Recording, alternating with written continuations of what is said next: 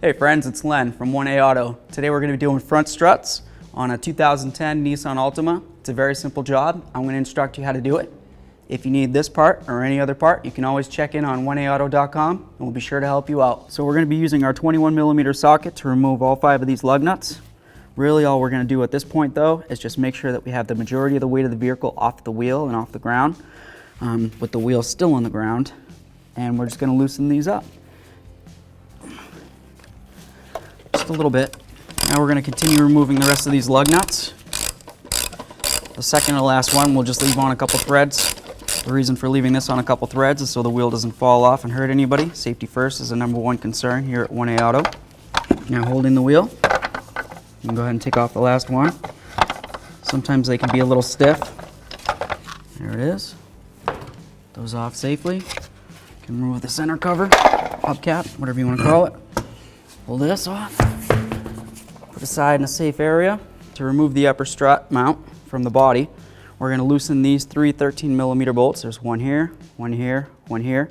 Paying special attention not to touch this with any wrench or tool or anything. We don't need to touch that for this application.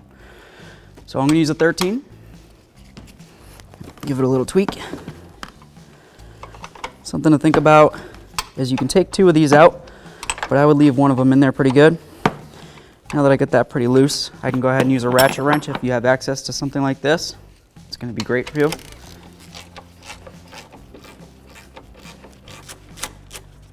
All right, we got our second one out. Put it right up where we can find it. This third one I already loosened up. We'll just kind of leave it a few threads in. Now we're all clear to lift up the vehicle a little higher so we can get to work on the rest of it. All right, so next we're going to use our 18mm socket on the outside here on this nut, and we're going to use a 19mm socket on the back side of this. Your application may or may not have access for a 19mm socket on the back. This looks like it's an aftermarket sway bar link. If you need to, you could also use locking pliers or pretty much anything else that you can think of that'll hold on to the back side. We're going to put on our 18, and then we're going to take off this nut. We'll push the stud right out of the way, and then we'll move on from there. This is almost all the way off. Just pop right out. Now we can go ahead and grab this ABS wire. We'll just pull all these off of here. It should just slide out fairly easily. You want to make sure that you have plenty of slack around this ABS wire for when we move this strut. One other thing that I forgot to mention is we want to remove this brake line bracket right here. It's got a little locking, almost like a little clip. It's like a U. It's just going to lock right in. So what we're going to do is make sure we're wearing safety glasses. You can use a little punch or long pry bar, whatever you've got. You can just tap it off with a hammer. It will go flying, it's okay. Next, we're just going to pull this in a downward angle, and then the hose should slide right out, being careful not to cut it on any sharp edges. Looks all right to me. Now using our 21mm wrench on the back side here on the bolt side and a 21mm socket, we're going to go on the front side, the nut. Put our socket on there, being careful of the ABS wire. Make sure it's clear of any pinch points. Then you should be able to just break this free. And do the same thing for the lower. All right, next we're just going to push these through.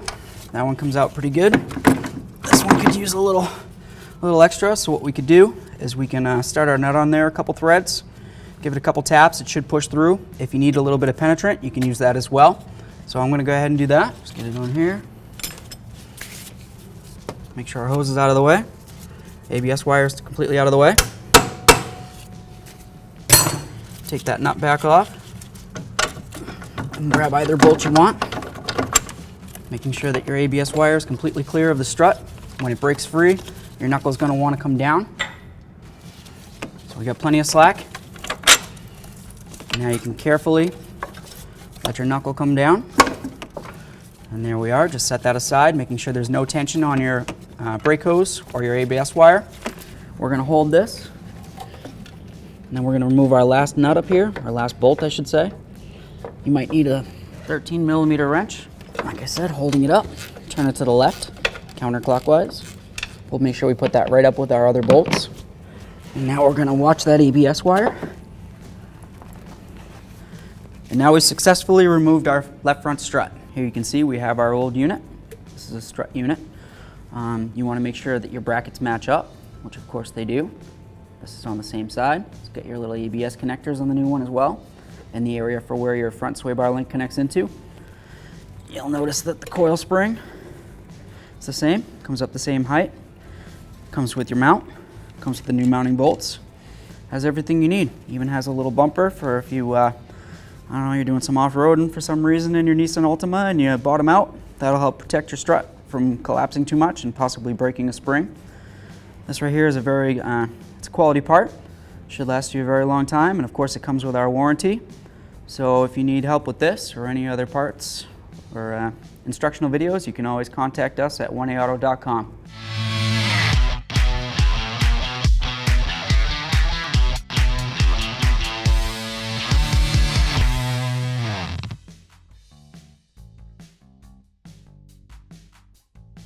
This is going to be on the left front. If you needed to do the right front as well, which it's always a good idea to do them as a pair, it will just be the same procedure just for the other side of the vehicle.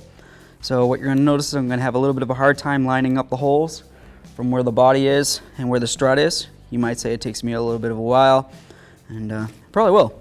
But anyways, I'm going to come from underneath. I'm going to pay special attention to that ABS wire, as I keep mentioning. I'm going to make sure that I'm wearing my safety glasses. Safety's key. I'm going to use my superhuman strength, hold this heavy-duty quality strut up, see if I can get one of the bolts started.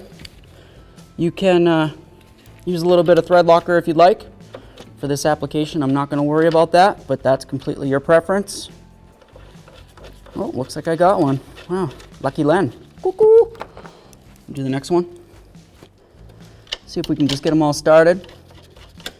We're not going to tighten any of these down completely at this point because we are going to find the torque spec, and I'll let you know what that is. All right, now that we get the front started in, we're going to come back down to the bottom, keeping our ABS wire very clear of everything that might pinch it or rip it or anything really. Okay, we have both of our strut bolts in our hand. As you can tell, neither of them are oblonged. They're both the exact same. If you did have one that was oblong, that would be for adjusting your alignment. But we're not going to worry about that right now because that doesn't affect this application. Coming in from the rear, bonk it through. Go ahead and do the same thing for the bottom. That feels pretty good. Now we can go ahead and set up our ABS wire so we don't have to worry about it flopping around. Just going to push it into all the clips that you took it out of. Should go in fairly easily. Nice. We can leave this unattached for now because we're going to put on the nuts. If you want to use a little bit of thread locker, that's up to you. I would personally, but for this application, we're not going to worry about it. Just start our 21mm nut. Bottom. Get it going by hand here. Once it gets snug enough, then we can use the ratchet. There is a torque specification, so you don't have to go too crazy on a Hercules. Just get it snugged up. We'll do the same thing for the bottom. I'll get you that torque specification. There we go. Do the same for down here. Using our 21mm wrench and our 21mm socket, I'm going to hold the bolt side. I'm going to use my 1/2-inch torque wrench, and I'm going to torque it to 103 foot-pounds. So I'll go out on the nut side with it. I have to go a couple times here. Like I said, we didn't tighten those nuts down very much, did we, at the beginning? We want to make sure that we're getting them down to torque. Getting close, I can feel it. We're going to do the same thing for the upper bolt. Moving right up. Move our hose out of the way if it's in the way. That's why we left it off. All right. Now we can go ahead and put our hose up in there. Just comes in through like that and then up. Now that we got the hose lined up, we'll take our little locking clip in there. Just slide it right into the grooves. Give it a little love tap. Like that, torqued. Now we can go ahead and put our sway bar link back in. There's no specified torque specification for that, so use your best judgment. You don't need to go too tight because we don't want to break it, but you also don't want it loose. So we'll go ahead and tighten that down. Once we have that tight, we'll bring the vehicle back down to a working level so we can torque the upper strut mount. All right. I've got my locking pliers on the back side there because it's easier for me to grab onto. Now I'm just going to go ahead and give this a little tweak. Being very careful not to let it slip off and smash your face. Wearing safety glasses as always. Give it a little bit more.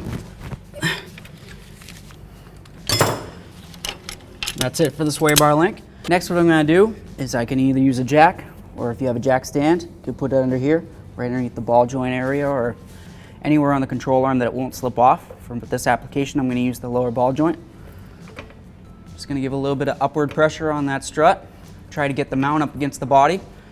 Now, once I have it at that point, I can go ahead and tighten up these last 3 bolts. So I'll just get them in finger tight, snug them. Now that we have these snugged, we can go ahead with the torquing application for this. All right, to torque these down, we're going to go with 26 foot-pounds. See if you can get your torque wrench under there. A little bit more. There's 1.